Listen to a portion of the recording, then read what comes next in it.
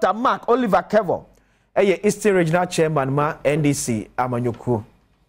Dr. Atrasi, Wasasuna Kwesi Nyame Befi, Deputy Director of Research of the New Patriotic Party, and also political aid at the Mpensenpensemu, Dr. Alhaj Mahmoud Bawumia. Dr. Wakode. Adom, Kwesi. Eastern Sheye. Ah, Yeguso. Yeah, from there. Okay. Yes, yeah, no. Kumasi Bruno Bidia, si Denyame. Eastern Fonso Denyame. Yes, yeah, but be a Denyame, sir. So don't mind a druno. Obi a hwɛ nim sɛ ɔmampani John Dramani Mahama bɛba na ahotaba efi sɛ rana me kan sɛ ɔmo sɛ Ghana yɛ misery index amane a ɔman no individuals a yɛwɔ mu no yɛfa mu no ɔbra a yɛfa mu no ɛsɛ na increase to about 48%. Ne kyɛ sɛ ahokyerɛ ne kwandanda ɛna da the average Ghanaian so economic index I bring bribiano omo measure omo ehwe unemployment rate no ma hwe coupled with inflation and other indicators na omo dey calculate see na ho kire no du ne pempen so bia ekam aforokosro pa na se nyo ba bete so amaye sabrina bia ehwe se Ghana mampani awoba 2025 His Excellency John Dramani Mahama beba ama akofom ama Ghana for hwadwodwo o ma ho kire no ene ahoyinya no akofom omom didi once the day be etimi di be 3 times because we share statistics now because data na de kasa we share World Bank report the babontia you say nipa be say 850,000 krampo no move on further down the poverty line. Each and every day people are being thrown out into the poverty zone. Sebe you hear break say obi ba no be breaki na ye turn corner no rightly nyen Kemfuria turn the corner ni bi you go so yes ye from there we premantem you go so ye mobilize say kind there no mo say ompani John omampani na da kwakufo ado ye wo fa no ye nana no ene adinti no omotoma na kanye hwe na eja omutime tubi edema no ema ye percentage no ba e bi do 38%. This time yeah wakra no ankasa kasa wo hwe nim say the new leader His Excellency John Dramani Mahama beba no de apuemantam ye nya no anuane ofane nanane busuasem bio because ahokere no yeso e kan bi but as gini say yakwa na kan titru Dr. Mark Oliver Kevo wazi boko there boko me say bia ko boko fike sim ti say oh nyamna dom mampani abele che ho ye oh ne ho ye pa so the juma do so ye vice president acting president or say flag bearer I know say flag bearer so I want him say His Excellency Alhaji Dr. Mahmoud Bawumia there on there opadwuma pa nti wenye bibia ebema ne apuso no okay but who say say me no ka say kra no enra na wo okay or attend the Kakube festival anyame ya adoma eneso no obekọ Techima any western of nti on there he still focus on the transformational agenda or making sure say Ghana for ho betom na bibia related to the economy ni bibia so adedi but Ghana for saying trusting Dr. Bawumia be pa the trusting Dr. Bawumia is serious. No, for me I think it's obi a onim Dr. Bawumia bia nim say or obi a or honest or trustworthy or kasa obeya ade a obeye de obeye me ade bia I always say I'm actually very happy say me nua your ha say ye nyina ye fellow PhD sir ye the data ebe kasa ne edin komo na there be am kasa say ye kai free Rollins time the first vice president and all Rollins former vice president aka yeah me busa nkrofo say nti debe mpa achievement pain and a policy banner on the kai aka minim say o kai bibia or vice president minim so be kai bibia and I say former president Mills satama no vice president minim say o kai maybe policy be an or vice president, not president. Okay. Oh yeah. I don't know if anybody like can. Initiative be or the buy. Initiative will be or the buy. Okay. And I say even former President Mahama, certain or vice president, if Ghana for be Kai initiative will be but yeah, His Excellency Haji Dr. Mahmoud Bawumia as vice president, not as president, as vice president. There are so many initiatives and then positive policies are. Ubitima can say Mahmoud Bawumia be the vice president, only executive powers a crown. You must say now why the bay, what my until for me, Ubia without executive powers, what me I hear so many initiatives, what me so many policies are I impact Ghana for positively the aban. And that means nipa say no. Say nyame Adom na say mumano be the president or the much more impactful policies and initiatives baba ebe ma Ghana for ehho ahenha omo ebe ma Ghana for ehho omo ide atom Dr. Kwesi nyemo na motor bia musaka che se neme bi enko ya e wona na Akufo-Addo abem o yentimi blame Dr. Bawumia because he doesn't call for the final shot. He's rather a vice president. You are also Emma advice as other advisory bodies. So then ekoba say ekuye kakra dia yemfa ho abaspode no Emma Bawumia. Potoka zenye approbate and reprobate na moye. Yeah, I think it's a United Ghana has it. Okay. And ubetimi one kasa kra no ubetima pinpoint initiatives and policies or kasa Dr. Bawumia a champion. I think say bibia clear yinina no yenim. Enu ntina me sha ase no mebusa say sisi akra me bo Dr. Mahmoud Bawumia dia. Yeah. To Ghana for omo nim omo ankasa Ghana for ni initiatives. Minuano mu nim initiatives ni policies o me kasa Dr. Mahmoud Bawumia as vice president, you know, why you say or the mobile money interoperability I then aba or the good for oil policy I then aba or the one constituency one ambulance I then aba. But we share vice president Aka former president Mills not a vice president near here. I don't know which policy I'm busa see an initiative Ubeka as vice president. Say now. What Mr. Sumka Kreba me when you say Office of the Special Prosecutor to the Saudi Afre NPP delegates be say enano offer constituency elections amukoye ebi mu kirem say omuro mu Jessica ansa na moto aba nipa ba ko kan ho a OSP atoro Saudi Afre no eye Collins Kojo Amwa online so Kojo mo acha no pay eba badwam dwubadie so yo me da se boko de ya me adom pa wo yon here pa ya de mes Kojo say na wo GNT OSP HSW.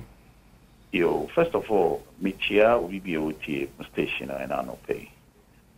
For clarification, special prosecutor and to side, minimum infophobia near me supporters are more a public central and 50 and bring the course.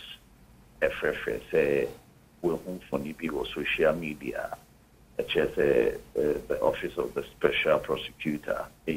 That you're on Facebook to say when you buy to your mom, which more kind of maybe songs are dancing dear woman and the same. Emma, what the picture be catcher.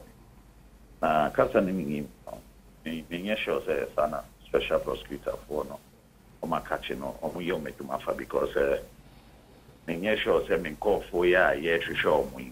Maybe ya mom someone to say, or mom ran or mamma, and also Marco courts, I could we be you invite your mama and Ghana house no me sure say to be sending some now say bobo me kasa wo no be abaye kwa get to Facebook or kind of me catch them say the picture we send it here and the right thing no should be done by say a better the abromo and I say a better study from officially.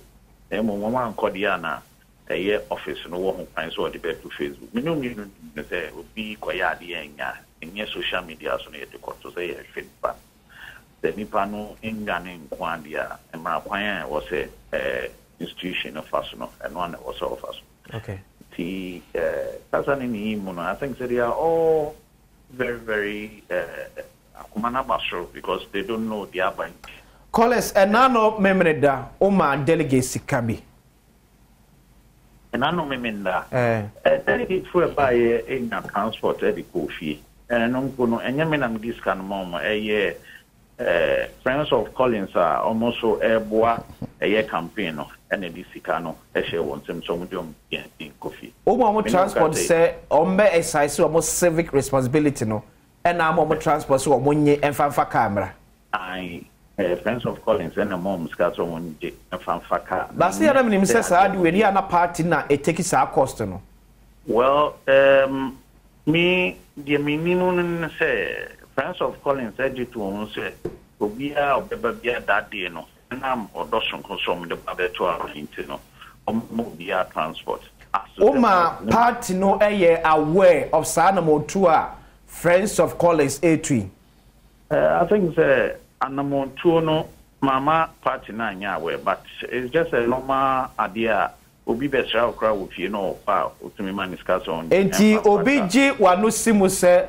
Friends of Collins way just because they want to buy the vote of SAR delegates here. No, we no koto delegate. I can buy delegates not comes with CKBR, and you and me can attest to the fact say in elections, you know, we buy and until we also a fact we have. And this is not the first time this thing will happen in this country. And as to scum the mom, I'm not aware of the amount Friends of Collins demand because I was on the field working with a delegate as far as you are concerned, Collins, I'm one dear. One person will cry and through bottom to the delegate. There be Friends of Collins and the delegates and some and send also what Friends of Collins, I'm one for instance. One more be crowd to support sa initiative you are taking. Well, and I make say Friends of Collins they taking upon say obi be oba cho be o the TNT no ebe mo. But Mr. Say waka say one supportive Friends of Collins. Man support more in which way? In any way be able to ama sa transportation no omoma no ebe possible.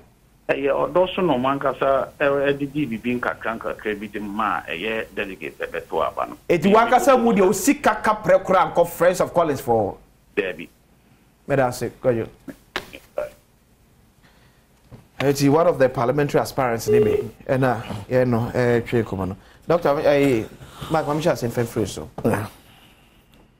Says it's ababe normal. Baby adun the ababe normal. Because now no NPP presidential prime minister delegates in the crowd to monum to say omudi hu ya say Dr. Bawumia 400 Ghana cedis. As a Iswamo man answer. Kono mo hwe the pedigree of Dr. Alhaji Mahmoud Bawumia. Go mon passe a. Na ogugu ko 400 Ghana cedis chede mo mo dia na e wo fom pa.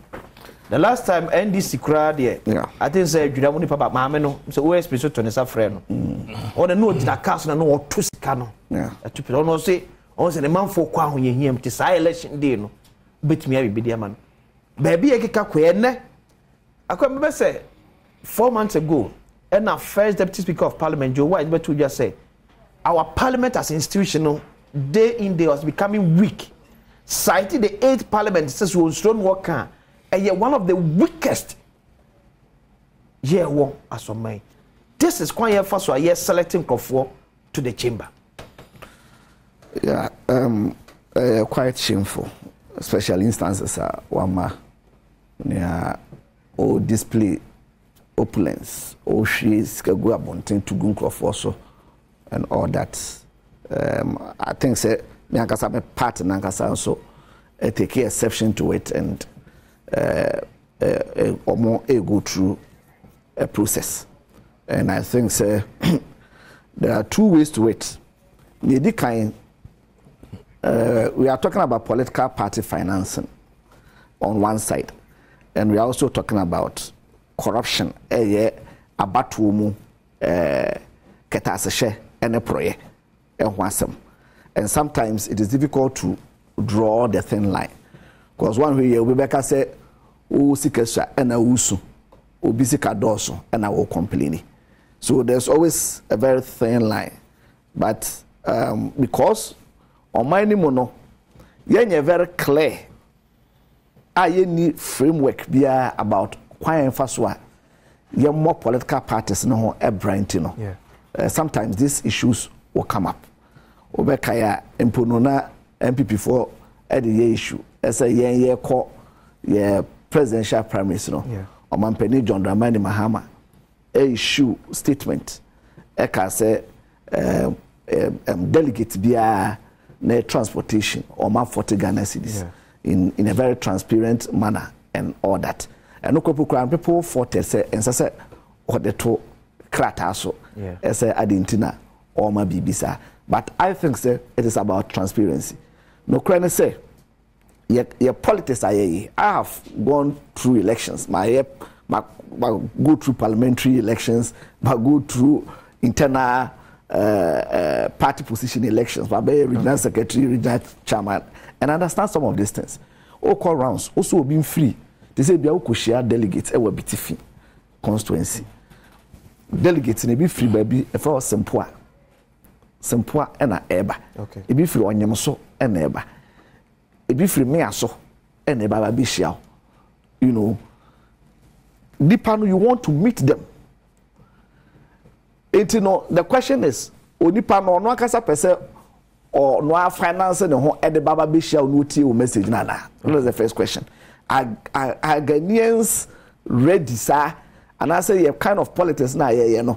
Ukoko jina bitifi na akase o momra na mi nhia mo a, would they willingly come? Na okase wi a without your support. Without your support. Okay. Na okase wi a wada omase. No wada no wani akose edu abato na mama meto abamame. You understand? Because people feel say a voluntary adwuma and omo and they are leaving their jobs. E be kuafo ese komu koku e be dwadifo ese omu ko di omu dwa omu jai se adwuma ni nyina ho no ma baba bi share no mo etio and then they go back.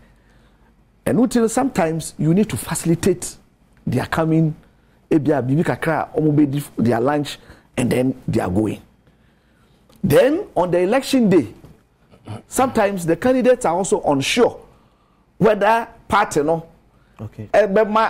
transportation at their mama, and there are the people who are coming to vote for you. It is say oh jam so oh party na be momo transportation ba na say out of a nipa 1,000 delegates na wo hwehwe om na say nipa 200 pe and e ba be drew ha. Those 200 will vote.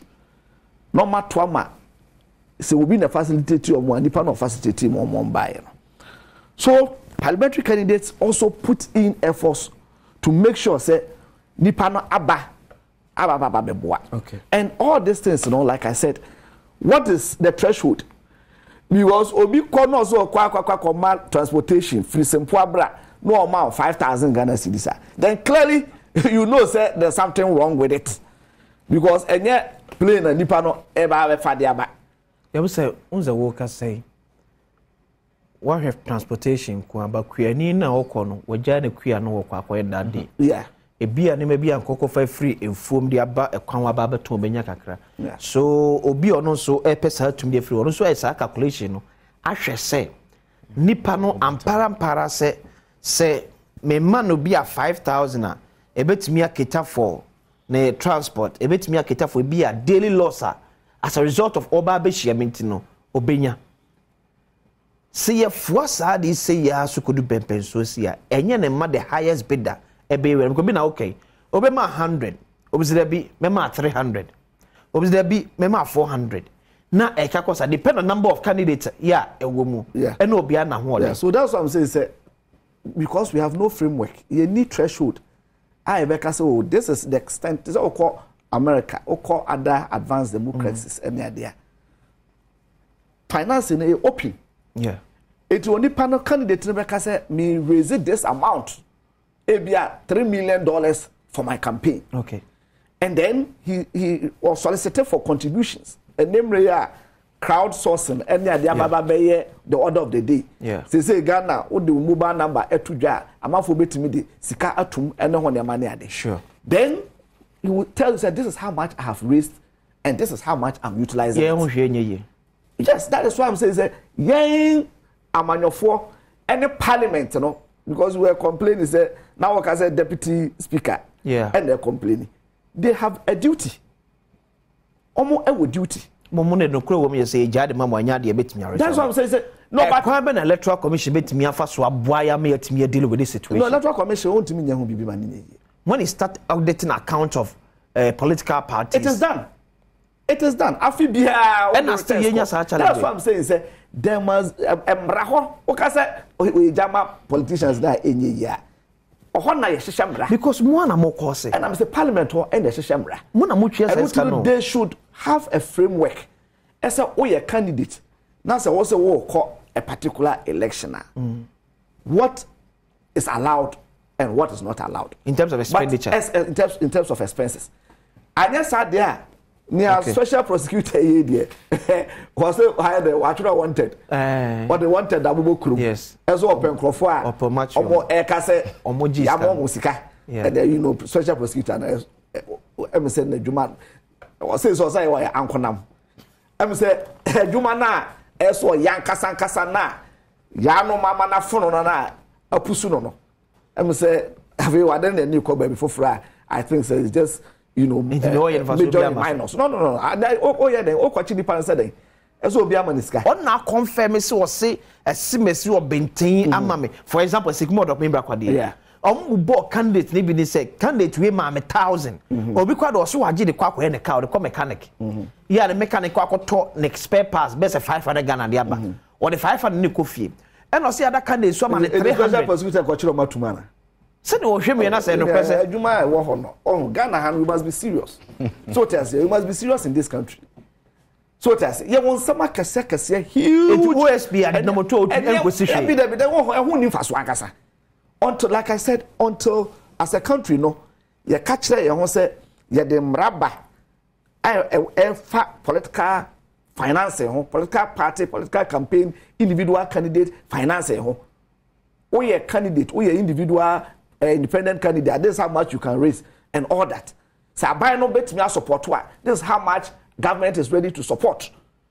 You know, then we start a conversation, and then it becomes. Your legislators say where they are and you know kwa election kwa kujina for school and then we say SRC even within universities no one money all those things happen. So they say but then SS now thought of any biscuit. So we must appreciate that this is a challenge. So that's it.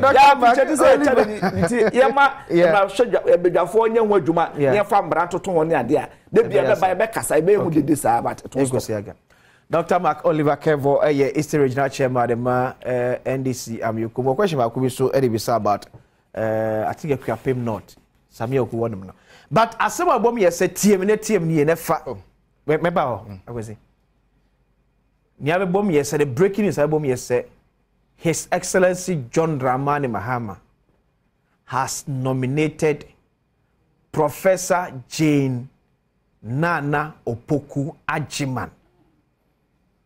Was settled war my minister said on the being a running mate for 2024 election.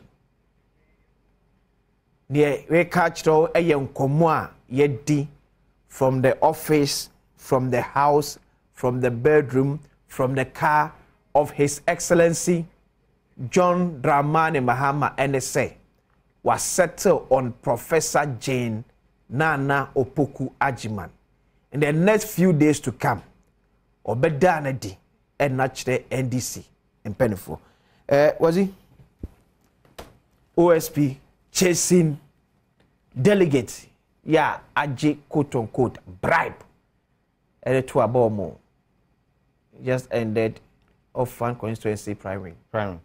I think say I'm about vote buying. Yeah, I'm a bit surprised because MPP delegates here come once a year. Delegates are very intelligent.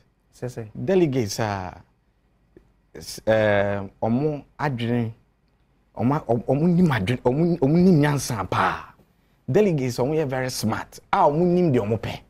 Inti say ye kasa about such delegates. I'm very surprised to say obi betimi amo muska na omato omo conscience.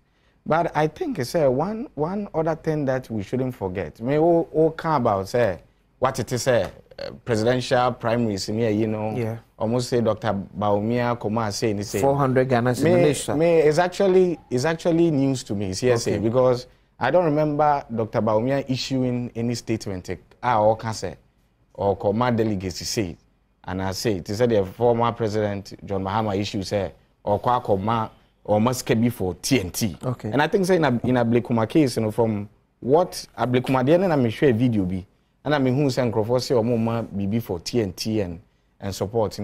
So when we are talking about vote buying, I think say looking at the level of intelligence of these delegates, you know, I doubt say anybody can buy their intelligence. But nevertheless, you know, idea very important in here say His Excellency Nana Addo Dankwa Akufo-Addo and His Excellency Haji Dr. Mahmoud Bawumia, as chairman of the Ghana Police Council, has really empowered the police service, the security services.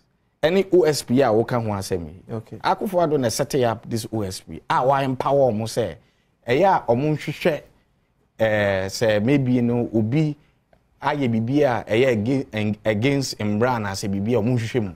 Enti based on resources omudiama OSP, resources are omudiama intelligence agencies, you know, resources omudiama prosecutors any ade no. If there's any wrongdoing I'm sure say they will wait and they will come up with their findings any day. But this vote buying I don't think so. There's nothing like vote buying here. Into I know the infanto nchenkra na yenka be fufuro. Say ever the entry because mo bo man ka mo ma say Ghana kwakwa say nipa obetwa kese na commercial we fiem. Are you happy with the current crop of members of parliament in Ghana? Oh, are you happy with their level of contribution? So are you saying as compared to the days of Papa Uswan Kumamo, Abankin for Sumanaba Bemo, Tamano Mujino Manaso? Are we having that quality of debate in a chamber? Inti Obi to say honorable Kudro upon Chroma. The quality near saying the quality is down now. Obi to say honorable Dr. Duchum. As member of parliament, inequality near I will say inequality near down now.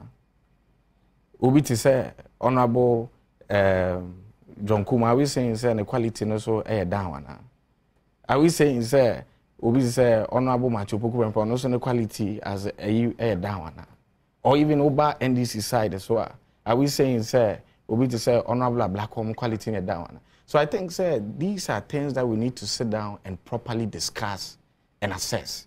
But it would be unfortunate to say generally no quality of MPs generally. I think say you take it time to assess issues, you know. That maybe you know maybe you identify challenges near you know as a country, you know, near sit down then we address it. But I agree, say we need to sit down and come up with a proper kind of party financing structure or mechanism. But I said maybe the baby or my issue. These are intelligent delegates. I doubt to say anybody can buy them. Omu ankasa no mo ba no munim or the omutomana obebom.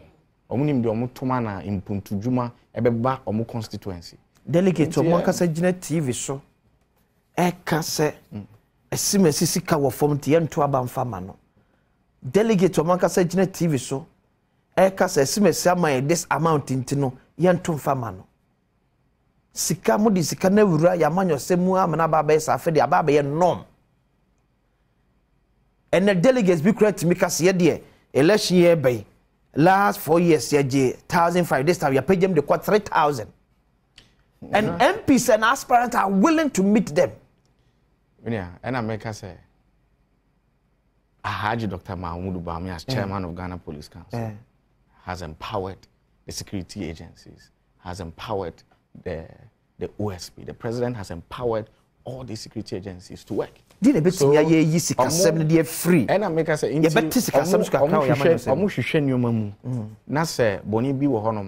these are independent agencies are buying a resource or more empowerment. Into yen train, na so mu nhwehwe mu omo ye no yen train no mu nye omu nhwehwe mu. Are you saying unya we say aspirant to sika to delegate to find a way on better vote. And I make a choice. Because for example, more be 1,000 Ghana citizens. Obi a waba voting center babe tuaba. So I catch them so many thousand so fanya day. O man 300 so fanya day. Say, and so the day. And I make a choice. Say, as for the amounts in a year, me no is the amount 10 years. Say, not delegates ni we can say a more TNT near. And I think it's to say former President Mahama doing the NDC presidential primaries, you know. The spokesperson cry issue statement is not so much TNT near. So if it is TNT, we should look into it. If it is vote buying, they say they make control. Yeah, empower prosecutors near I resource you. Yeah. In TMO money or majuma. It's always been to us. It's a security agencies near any year majuma. In TMO, yamo money or yamo money or majuma. Is it the question of parliamentary quality and the other? Yeah. Say, Deputy Speaker no casa no so obwai. Okay. Because indicators when are or the air juma. Okay. Is it that throughput no ewo forma na omo de bills echo friends parliament scrutiny no ewo forma na is it that parliament the oversight responsibility over the executive no ewo forma na what aspects of parliament juma no e na ewo form I no all complaining about the quality. Okay, so okay. On the July 21st, 2023, the current parliament is the worst in the history of Ghana, Joe Wise. The first Deputy Speaker of Parliament, Joseph Osei, has stated that the 8th parliament will be remembered as the worst in Ghana's history in the 4th Republic. This comes following the boycott of the National Democratic Congress MPs of parliamentary sittings to solidarize with the colleague, James Dachikwesi, who attends court for criminal trial proceedings. This is the 4th time in a row that the minority Congress has taken this action. James Dachikwesi, Joseph Osei, speaking on the boycott of the minority, said, a parliament with equal numbers would be better, but it turned out to be the worst than the other parliament in Africa. We have decided to do politics instead of business. This equal number in parliament has brought the worst in MPs. I have repeated it. I'll repeat it again. This parliament, the 8th parliament, has made the least number of laws. Okay. So, contest. It is rather a structural issue than the individual qualities of the of parliamentarians. You know. Or about the fact that any parliament, you know, I am because then left and right, you know. Eyepe enunti no dwumadia ono so say esenka omo eye no mo pass no because of sa aye efane nti no omo ntimi go through process and kade biaro na aya na eta friend rubber stamp e ba ya. But you see that is also wrong. It may also indicate the quality of parliament should not be seen as said because the biano bills are passing through. If the bills are passing through, not the quality of the bills, not our form, not in the minds of the representatives of the people, no, people will resist. So the first thing in the past, no, Parliament was skewed towards a particular party. And you know what the Bible told her, say no, I concur, yeah, near the court. Does not make that Parliament any better than a media. Maybe there is, straight accountability. I'm for that because the minority also has the numbers in Tino, almost making sure say nyawode FM biano enye na ebwa ban na emom na ebwa omani nyina. When that happens, now say reduce throughput na, you can't stand there and say quality no ever form. So that is wrong, and it is also out of context. But you see, in all, omo ko parliament no nipa na omo ko gina nipa na namu. It is the reason why I enter entrance exams and they are for parliament. Okay. You don't write an entrance exams, you don't write any qualification exams to go to parliament. It is the people that will vote for you. And we say, that party, political party, omo FL tau. Na say, sabe onya papa, and I say you are not popular.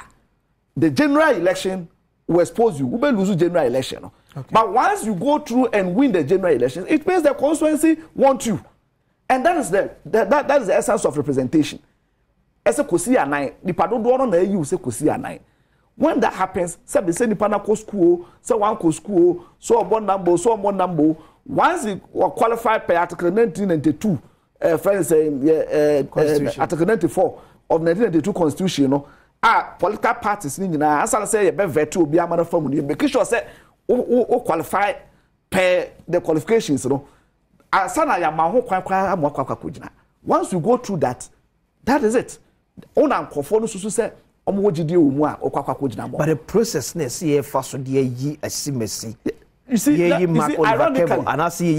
ironically, I have witnessed elections near lose. You understand? It happens. So it happens. Paying is one. Whether it influences people to vote for you is also another thing. And yet deterministic. As a once a udipane triana there. But the possibility of the person going through no high. No, that's what I'm saying. It doesn't happen. No. Because remember my administrator of the party in the region for some time now. I've gone through elections, I've seen elections, baby, and I'm telling you that it is not always the case.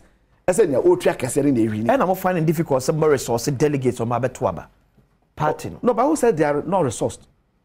Who said they are not resourced? Because some of your resource no money transportation. Candidate. You see, they said we are talking about people Sebi omu nimdi omu pedada o. To see can ebejedi. Omu nimdi omu pedada. Nipa sebe omu nimdi no e wasoro. Inti for me it'll be very difficult to convince me say yetua we ama we inti no wakosesa na adwene wakwakọ toama obi foforo. Nkofo te say me ne wa na say obi bro sisi 1,000 cities and 2,000 cities say koto abama obi a. Na say nye ono na wo dwen say o de impuntu beba o constituency abeto ama. Na someone for only you about to we are rougher. No, but let me say we are regional chairman. Yeah. Now, candidates no so much here for transportation. A idea will be also say a part na said yes say. See a movie and crofwe free omo comfort zone. Aba baby a year part no ye fee so na betimi abo nyina betimi achia. Or see a cater for. Se nipa be do see a cater for accommodation. Or see her in transportation. Identifying a part they find difficult to do, especially at transportation.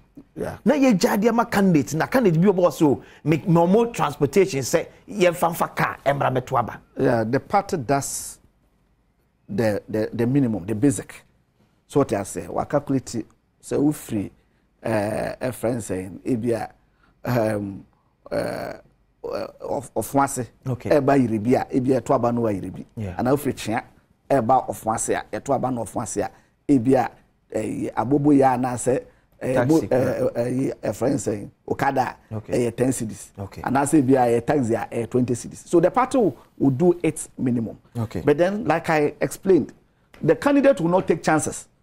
As a partner ebe intino also will show mudi. And again, some of the candidates may also want to increase the comfort of a friend saying homo baba beto aba no. Partner say Montra Tazimu. Mimi Suzu said me to me, I'm VIP bus. You understand? Said the bear you will be more comfortable and all that. All those things. That's what I'm saying. Say, Emran Nahua. You can't stop a candidate from saying, say, maybe I'm a mama bus na modiaba. Emran Nahua. You can't stop a candidate say, Oba, more that classroom. Partner, I arrange the amount.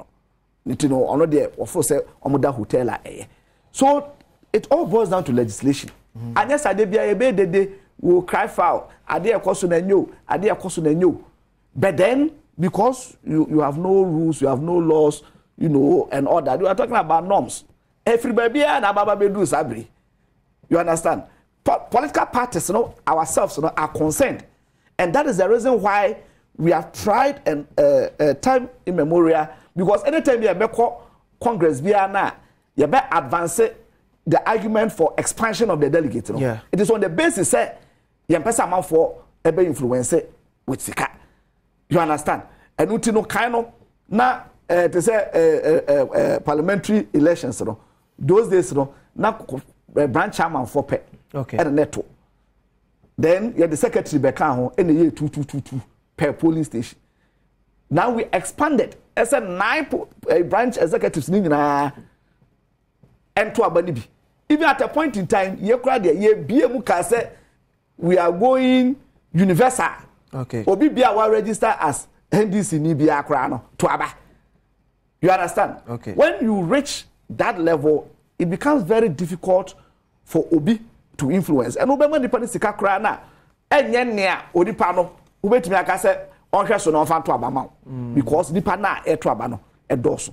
So political parties themselves have made attempts to de-emphasize the use of money. Because at the end of the day, all party no so say nipa na wo pia ba no say onye the choice of the people na. Okay. E be affect e general elections. Okay. It is not like we are making effort, but then Parliament can also help by discussing, political party funding, campaign funding, and all that. That's say embra ebahwa. Na yemfa embra ento ho. Na yin na mfa nyeju. Embra so say boys the bedisika. Game park bre aso. Hwe ye ba ise. Akwa ba biem boys na diom sika ewie. Wa wi na mare ho ewia 12 na number 6. Ekwanya oba happy birthday confirm Dinah Hamilton.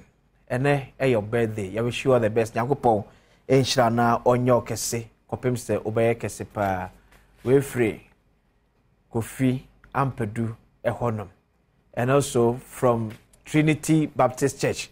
Asafuma enimu asofo the whole UK any Ghana nyina say Dinah Antwi Hamilton. You wish you happy birthday. Nyame enhira ye pa. Then also Amadia GH, and that's your birthday. Happy birthday. And also emfa emma. Yankopon shraw. Na so nyo kese kopem se obeye kese pa. Dr. Kwesi mama onche. Minority raising concerns about taxes. Masa pe kwan bi so de aba wura ya budget. Say mo tari bi kra beto apetite so biem. Syntax de masa. Boy, she some de adwenjua to omo so ama is a nyombedi kra den. Kakra mmenom so de afa adwen so a mo yire ne boss. Yeah. This 20% tax here on Moka said yeah to apetition so. We there. Ka o time an come pese nka obe gugu. Okay. We say 2009. Okay. Ana NDC4 no mo pese mo dey say 20% tax on apetition ban. 2009 so tax.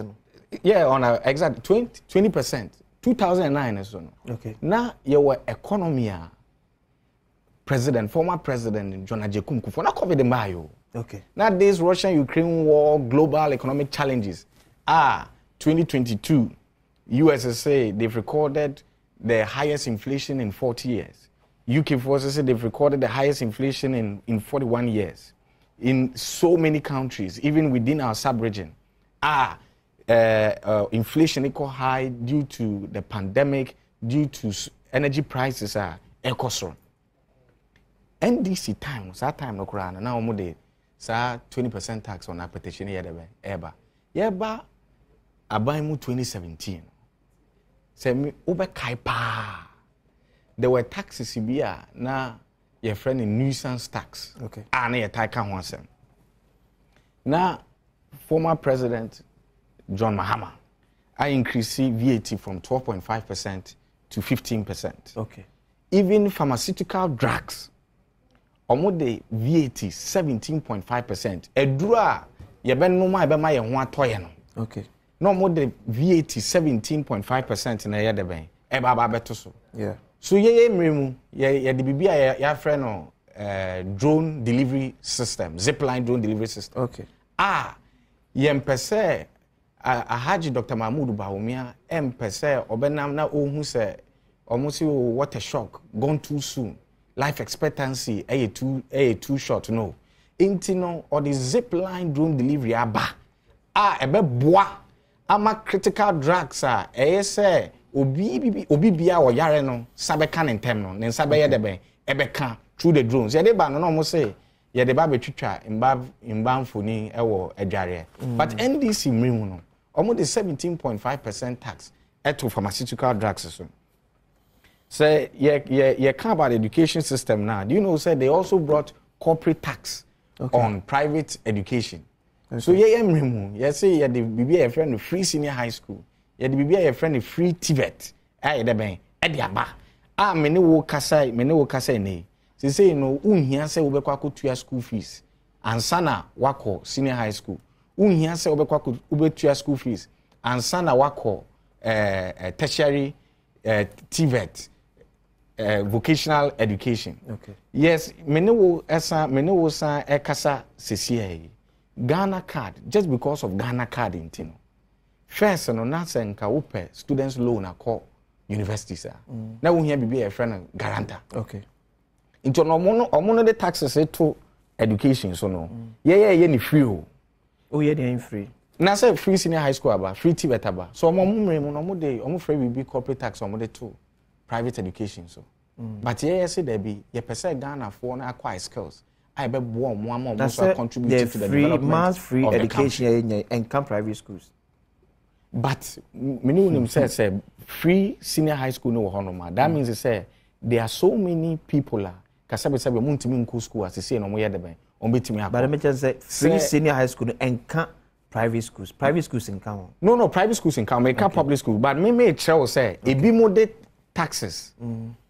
Eto schools no. Na ye hwe how a betimi ama Ghana fo nyina obi biara. Private schools also. But education. Okay. Education asem ne ye kan. First no say wo call tertiary education. No mo bibi on be ka say this wo call uhia guarantor ansa na what my access low. All this was going against the poor no more or muhiam one.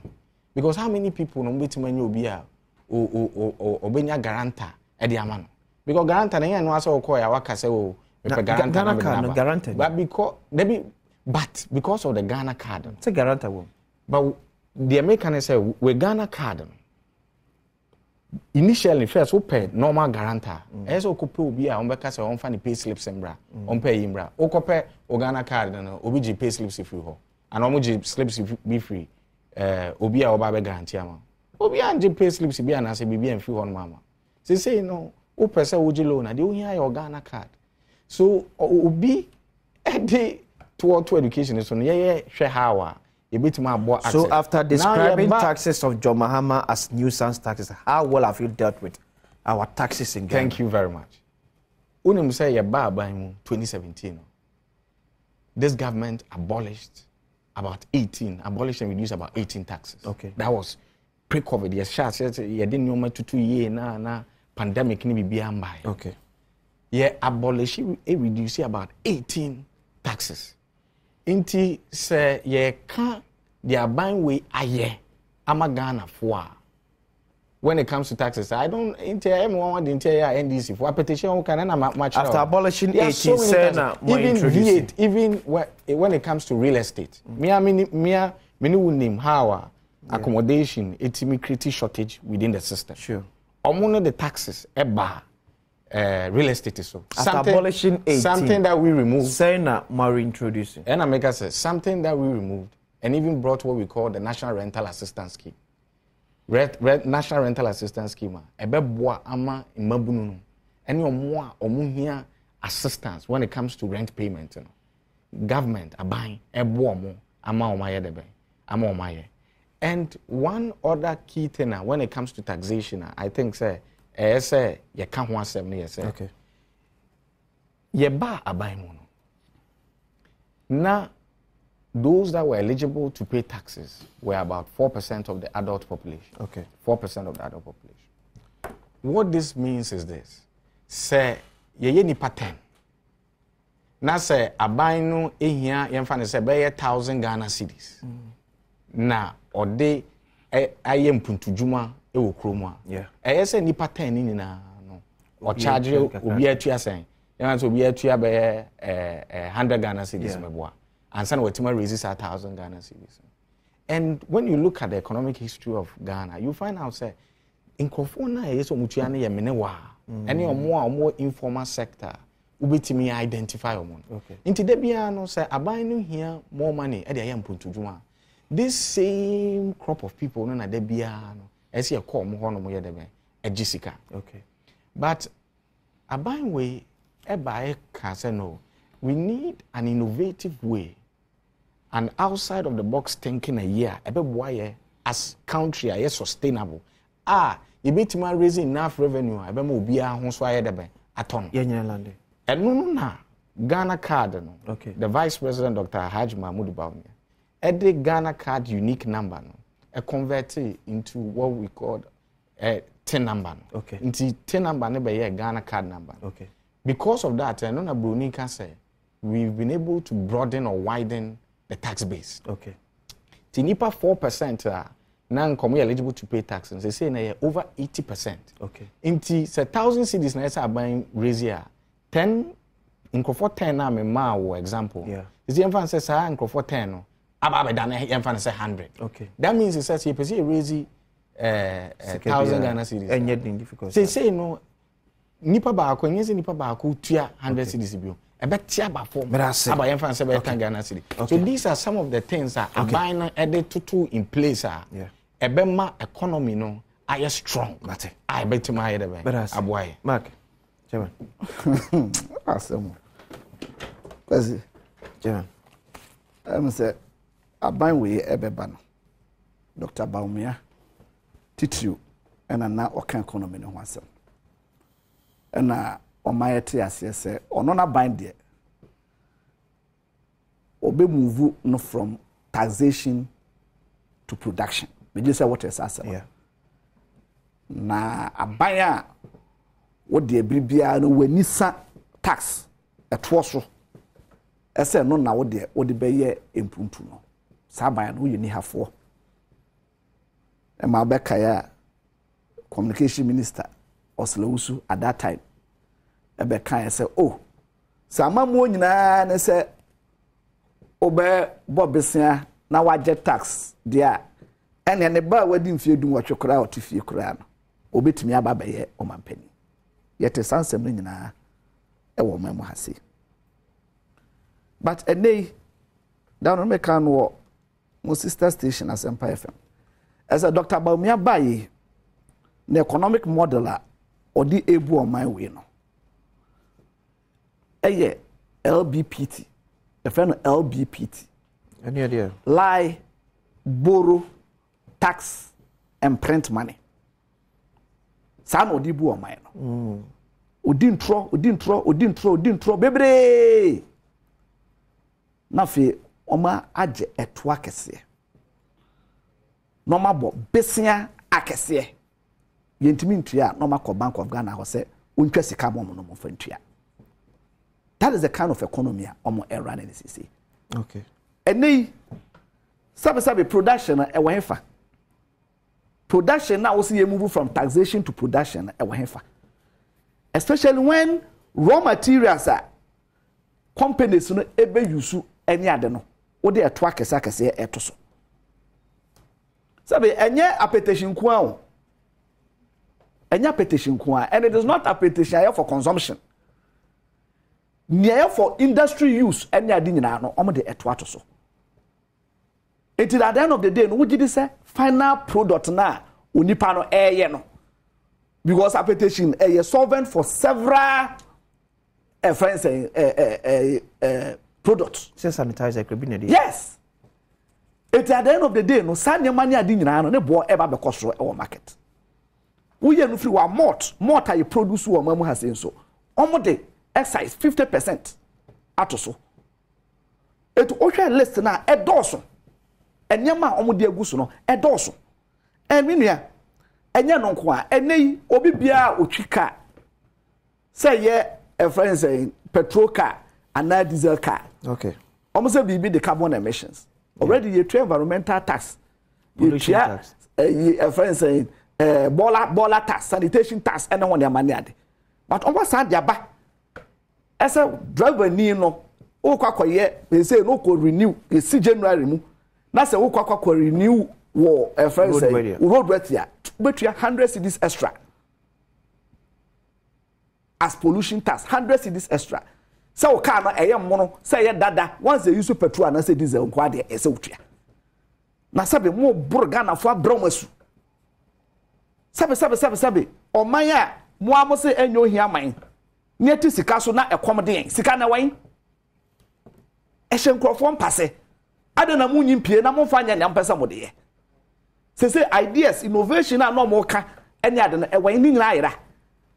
Ah kwan bia sabe ese o mo fa so etase Ghana ni no omo fa ekwan so atase Ghana ni minua hwese aban we buy VAT what to no ka VAT asem VAT brea NDC ya de VAT eba kofo we na mom ko kumi preko ne ho ne amane ade but omo buy consistently omo to VAT and now mom to VAT they are paying more than they were paying during NDC time dear mama ba obeye would woni esi tax so bebre ya egu nyuma that is what we are saying mama ba obeye ya beba already no ya 24-hour economy me dey say what yes ya ka ese ya be ma tax incentives ya ka tax friends exemptions so they are two different concepts ya be ma tax incentives ya be ma nyuma mu abie amakofo dodo enye adwuma ye na sabe nipa kakra bi na wo ka wasam se omo eye adwuma yi